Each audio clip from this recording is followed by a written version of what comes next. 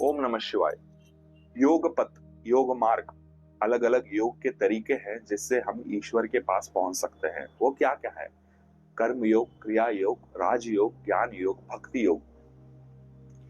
ये सीरीज आज हम शुरू कर रहे हैं ज्ञान योग से। उससे पहले मैं आप सबको बताना चाहता हूं, इस चैनल पे पहले से ही मेडिटेशन, ध्यान विधियां का एक सीरीज चालू है जिसमें 16 तरीके के ध्यान विधियां बताई जा रही है। ऑलरेडी 8 एपिसोड्स रिलीज्ड है। उसके अलावा इस चैनल पे आने वाले हु एम आई सीरीज, मतलब मैं कौन हूं, एक सेल्फ डिस्कवरी, खुद को जानने के लिए अलग अलग तरीके बताए गए हैं वेद और पुराणों में। तो उसके 14 तरीके मैं इस चैनल पे बताने वाला हूं। और ये जो योग सीरीज जो है, जो आज शुरू कर रहा हूं इस वीडियो के साथ, उसमें ज्ञान योग पहला एपिसोड इसलिए है क्योंकि ज्ञान योग से ही ये 14 सीरीज आने वाले हैं। तो ये बहुत ही महत्वपूर्ण एपिसोड है। इसके अलावा मोह माया का भी एक सीरीज इसमें है जो दुनियादारी के बारे में आपसे बात करता है। तो चलिए चलते हैं, ज्ञान योग क्या है।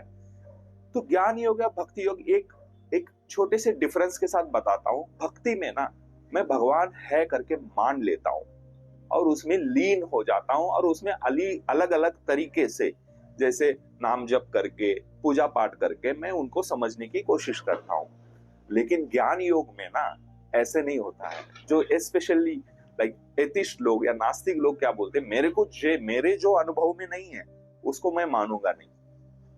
मैं पहले जानूंगा फिर उसी को मैं सत्य मानूंगा। तो ऐसे लोगों के लिए ज्ञान योग बहुत ही असरदार है। तो अगर आप नास्तिक हो लेकिन आप जानना ही नहीं चाहते हो, वो अलग चीज है। लेकिन आप अगर जानना चाहते हो, ज्ञान योग बहुत ही महत्वपूर्ण है। तो ये अलग अलग तरीके हैं। एक सिंपल तरीका मैं बताता हूं जिस तरीके से आप अपने आप को समझ सकते हो। वो ज्ञान क्या है? जो भी चीज नश्वर है और बदल रही है, बार बार बदल रही है, लाइक ये शरीर है। आज मेरा अगर समझो 70 केजी मेरा वजन है। अगर मैंने बहुत ज्यादा खाना शुरू कर दिया है, 15 दिन में इसका 71 72 होगा। तो ये बदल रही है। मेरी आंखों की विजन बदल रही है, बराबर, मेरे विचार बदल रहे हैं। जो भी चीज बदल रही है ना आपके अंदर, वो आप नहीं हो। और जो चीज कांस्टेंट है, एक जैसी है, वो है आपकी आत्मा, कॉन्शियसनेस, वो आप हो। इसको वैदिक लैंग्वेज में तर्क से जानना बोलते हैं। तो हम अब एक शिवराम कृष्णन की कहानी से हम समझेंगे कि कैसे उन्होंने एक ज्ञान योग से ईश्वर की प्राप्ति की थी और स्वयं ईश्वर बन गए थे। तो शिवराम कृष्णन मदुरई के थे। उनके पिताजी ने सन्यास ले लिया था। उस वक्त सन्यास का मतलब आज जैसे नेगेटिव नहीं सोचते। सन्यास लेना मतलब घर से सबको बताना, भैया मैं सन्यास ले रहा हूँ, मेरे को गृहस्थी में अभी इंटरेस्ट नहीं है। तो वो बताते थे घर में, और घर में कोई रोना धोना नहीं होता था। वो बहुत ही अच्छे तरीके से उनकी विदाई करते थे। तो वो उनके पिता ने, शिवराम कृष्णन के पिताजी ने मदुरई में सन्यास ले लिया। अब उनकी माताजी को उनके शिवराम कृष्णन को पालना था, बड़ा करना था, सब कुछ करना था। तो वो क्या करते हैं, अपने रिश्तेदारों के यहाँ कुंभकोणम में अपने बेटे के साथ आ जाते हैं।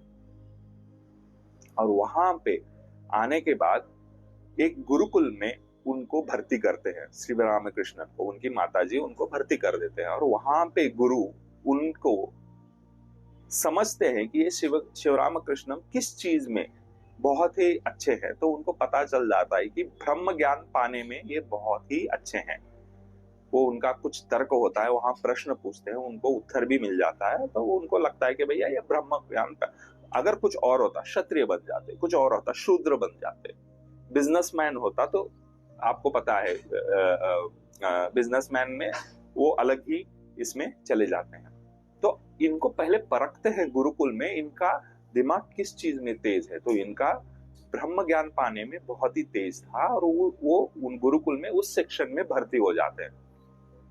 स्लोली स्लोली उनको जो भी ज्ञान पाना था वेदों से, पुराणों से, भगवत गीता या अलग अलग तरीकों से, उपनिषदों से उन्होंने ज्ञान पाया। वहां पे वो ज्ञान पाने के बाद वो एक टीनेज में आ जाते हैं और वो अपने गुरुकुल से विदाई लेके वापस घर पहुंच जाते हैं। घर पहुंचते ही उनको उनकी माँ और पत्नी, उनका विवाह, बाल विवाह हुआ रहता है, उनकी पत्नी उनके घर में रहती है और माँ भी रहती है। उनको पता रहता है कि आज श्री राम कृष्ण वापस घर आने वाले हैं। तो उनमें पांचों पकवान बनाए होते हैं, बहुत अलग अलग तरीके के खाना बनाया होता है, स्वादिष्ट खाना। जैसे ही शिव राम कृष्ण उसको देखते हैं तो उनको भूख लगना शुरू हो जाती है। तो अपनी माँ से पूछते हैं, माँ मेरे को खाना लगाओ। तो माँ बोलती है, नहीं बेटा, आप पहली बार बहुत सालों बाद ज्ञान, गुरुकुल से ज्ञान प्राप्त करके वापस आए हो, तो पहले हम सब मिलके घर में अच्छे से पूजा पाठ करेंगे और उसके बाद हम खाना खाएंगे। भगवान को उस प्रसाद, उस खाने का भोग लगा के उसको प्रसाद की तरह ग्रहण करेंगे। तो कितना टाइम लगेगा, कितना वक्त लगेगा? तो माँ बोलती है 2 घंटे, तब तक जाके बाहर बैठिएगा। तो वो बाहर बैठते हैं, लेकिन उनकी भूख, जैसे उन्होंने खाना देखा था उनके मन में वो चालू रहता है, भूख भूख। तो ये जब उनकी माता और पत्नी पूजा की तैयारी, खाना बना के पूजा की तैयारी कर रहे होते हैं, उस वक्त ये छुप के जाके खाना खा लेते हैं और उनकी माता देख लेती है। जैसे ही वो देख लेती है, माता जी बहुत ही गुस्सा हो जाती है और उनको बहुत ही डांट देती है। तूने कैसा ज्ञान पाया गुरुकुल में, और तुमको इतना भी नहीं समझ में आता कि पहला भोग ईश्वर को लगाना होता है? सो वो डांट को सुन के वो घर से बाहर निकल जाते हैं और एक पेड़ के नीचे बैठ जाते हैं शिवराम कृष्ण, और अपने आप से प्रश्न पूछते हैं कि ये क्यों हो रहा है? मैं इतना नॉलेज तो मेरे को मिल गया गुरुकुल में, लेकिन ये मेरे साथ क्यों हो रहा है? तो उनको समझ में आता है कि ये जो इंद्रियां हैं, इंद्रियां, पंचेंद्रियां, कर्मेंद्रियां, ज्ञानेंद्रियां, ये जब तक अपने वश में नहीं आती है तब तक ऐसे ही भटकता, बाहर की दुनिया में भटकते रहोगे। और जो भी गुरुकुल में ज्ञान पाया है ना, वो सिर्फ नॉलेज और इंफॉर्मेशन की तरह दिमाग में बैठा हुआ है। तो वापस उनको ये समझ में आने के बाद वो वापस जाते हैं कि भैया मेरा शरीर है, मेरे कंट्रोल में नहीं है, वो बाहर की चीजों को उपभोग करने के लिए तरस रहा है। ये कैसा ज्ञान पाया गुरुजी मैंने इस गुरुकुल में?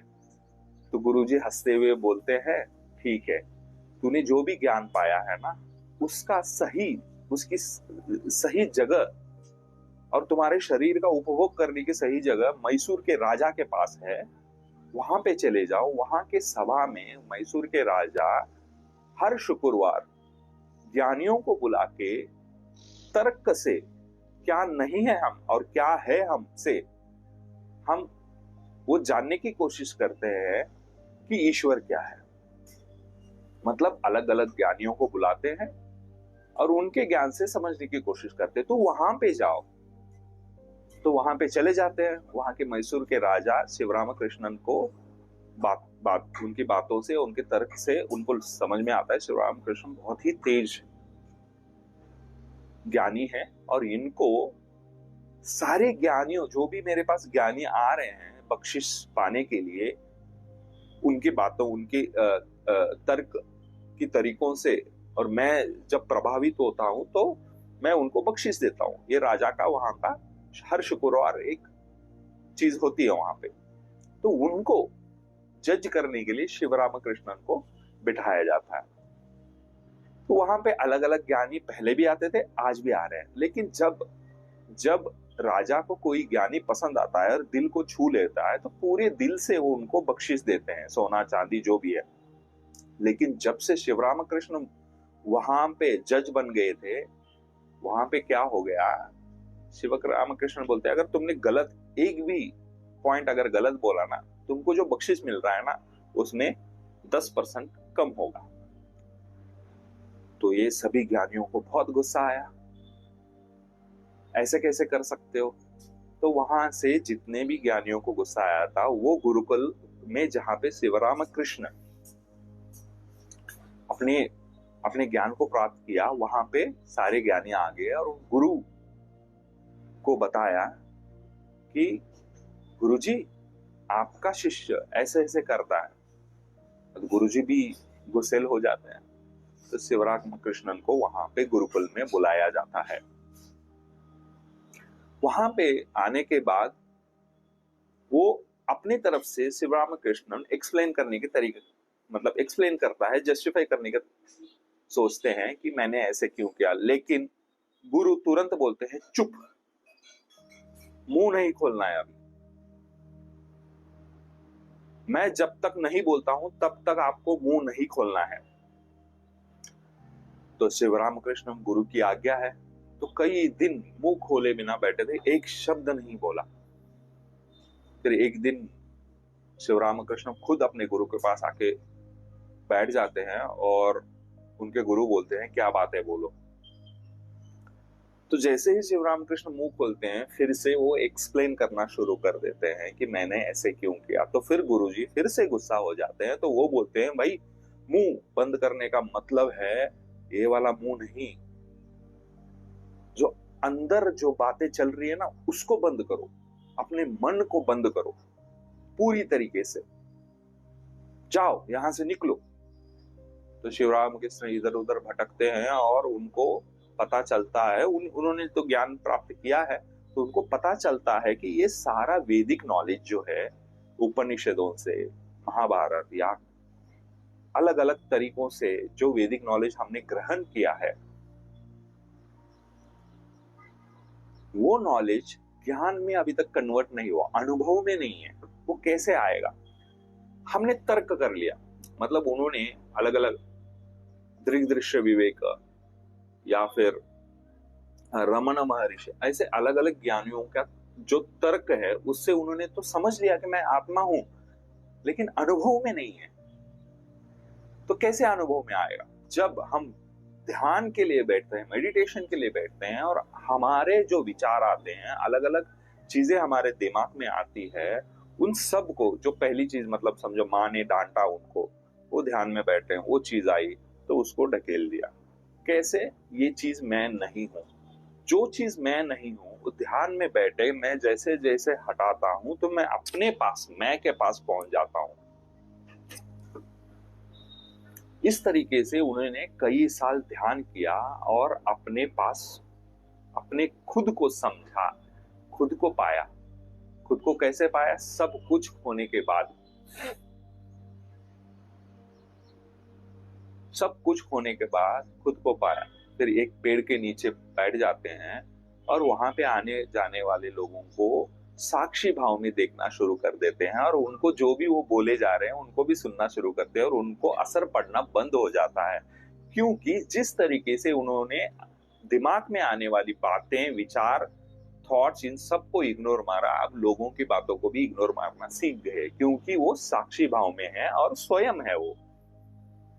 अब उनको शरीर मायने नहीं रखता। जब उन्होंने ध्यान के द्वारा ज्ञानमय कोश, पंच कोशों में से ज्ञानमय कोश को टच किया, वहां से अपने आप ज्ञान बहने लगा।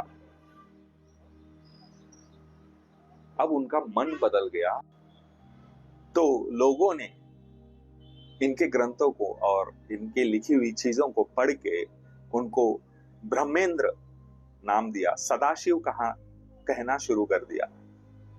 तो इस तरीके से उन्होंने तर्क से ईश्वर को जाना और ईश्वर के पास पहुंचने के लिए ध्यान का मार्ग अपनाया। तो बताइएगा कैसे लगा, कमेंट कीजिएगा। धन्यवाद।